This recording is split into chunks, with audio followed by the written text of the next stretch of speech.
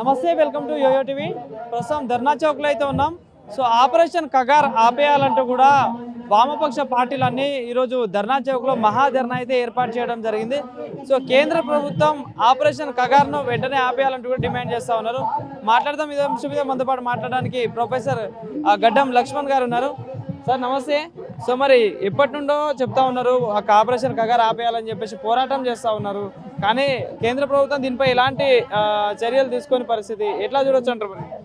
మరి కేంద్ర ప్రభుత్వం ఆపే దిశగా చర్యలు కాదు. నిన్నగాక మొన్న అమిత్ షా గారు ఈ ఆపరేషన్ కగార్ కొనసాగుతుంది అని మళ్ళీ ప్రకటించి ఉన్నాడు. ఆయన ఒక భ్రమలో స్పష్టంగా ఉన్నాడు.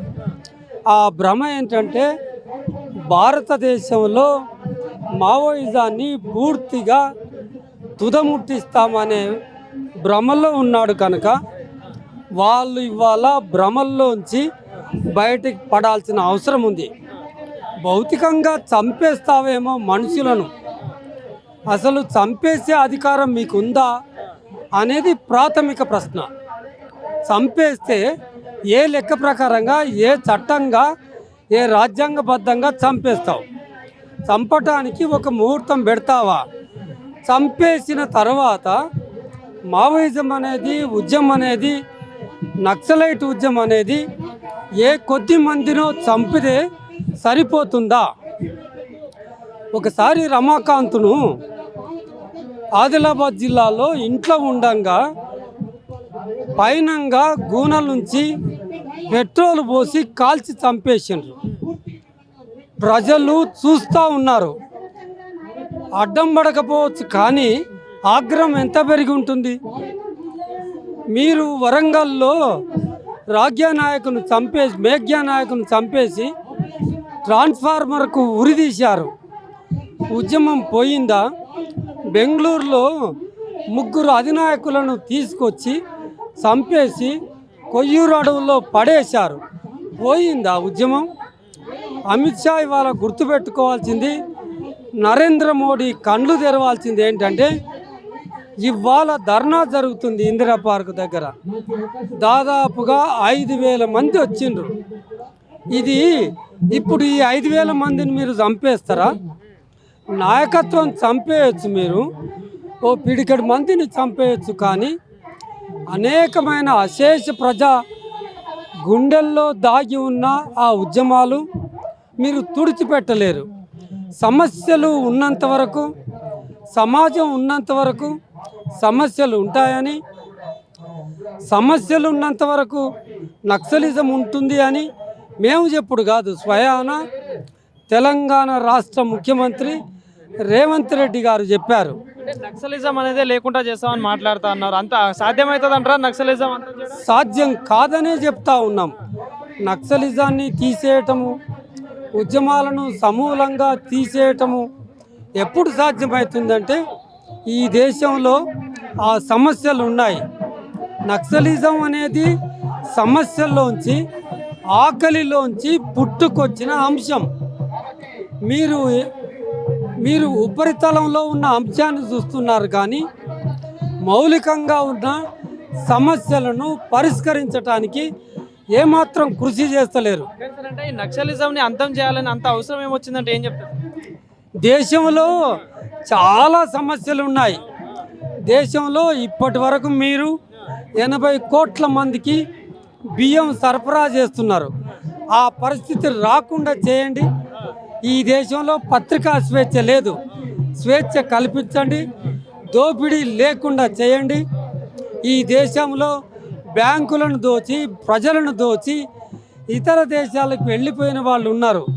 ఆ దోపిడీ లేకుండా, దౌర్జన్యం లేకుండా, దళితులు రోడ్డు మీద నడిస్తే పసుపు నీళ్లు చల్లుకునే పరిస్థితులు ఇప్పటికీ కొనసాగుతున్నాయి.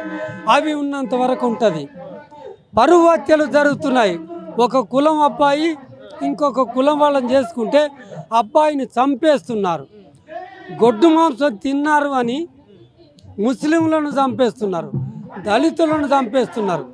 ఈ సమస్యలన్నీ ఉండగా నక్సలైట్ సమస్య మాకు బతకలేకుండా అయిందని నీకెవరు కంప్లైంట్ ఇచ్చారు?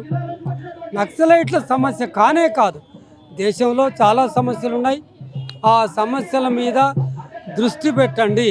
నక్సలైట్లకు మద్దతు చేసే వాళ్ళందరూ కూడా నక్సలైట్లతో సమానం. సో ఫస్ట్ వీళ్ళని చేయాలి, ఏమైనా యాక్షన్ తీసుకోవాలని కూడా కొంతమంది మాట్లాడుతున్నారు. వాళ్ళకి ఏం చెప్తారు? అంటే ఇదొక భావ ప్రకటన స్వేచ్ఛకు సంబంధించిన అంశం. భారత రాజ్యాంగం ఆర్టికల్ 19 ఎలాంటి ఉద్యమాలనైనా మొదలు పెట్టవచ్చు. అది సాయుధమవుతుందా నిరాయుధమవుతుందా అది చెప్పలేదు. ఎవరికైనా ఉద్యమాలను మొదలుపెట్టే స్వేచ్ఛ ఉంటుంది. ఒకవేళ చట్టాల ప్రకారంగా ఆయుధాలు ధరించటం నేరం అయితే ఆయుధాల చట్టం ప్రకారంగా శిక్షించండి. కానీ చంపే అధికారం ఎవరికి ఇవ్వలేగా. నువ్వు ప్రైమ్ మినిస్టర్ కావచ్చు, కానీ బలగాలను దించి చంపే అధికారం నీకెవ్వరు ఇవ్వలేదు. ఎందుకంటే రాష్ట్రంలో చూసుకున్నా దేశంలో చూసుకున్నా అనేక సమస్యలు జరుగుతూ ఉన్నాయి, మానభంగాలు జరుగుతూ ఉన్నాయి, రేపులు జరుగుతాయి. అట్లాంటి మీద ఏమి యాక్షన్ తీసుకునే పరిస్థితి. కానీ ఇదంతా అవసరం వచ్చిందంటే ఏం చెప్తారు? అలాంటి సాయుధ పోరాటం చేస్తున్న వాళ్ళకు ఆ స్వేచ్ఛ ఉంది. పోరాడే హక్కు డాక్టర్ బిఆర్ అంబేద్కర్ రాజ్యాంగంలో రాసిండు అని మాట్లాడుతున్న మీలాంటి వాళ్ళను, పత్రికా విలేకరులను, మేధావులను, పౌర హక్కుల సంఘాన్ని, పౌర సమాజాన్ని అర్బన్ నక్సలైట్లు అని ఒక ముద్ర వేస్తున్నారు.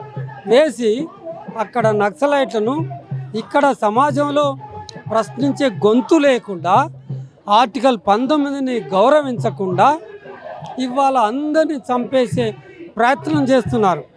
వాళ్ళ ఫిలాసఫీలోనే ఉంది, ఒకే దేశం, ఒకే రాజ్యం, ఒకే భాష, ఒకే నాయకుడు, ఒకే పార్టీ, అది నా పార్టీ, నా నాయకుడు. అంటే ఈ బహుళ జాతులున్న ప్రజాస్వామిక వ్యవస్థలో అది నడవదు.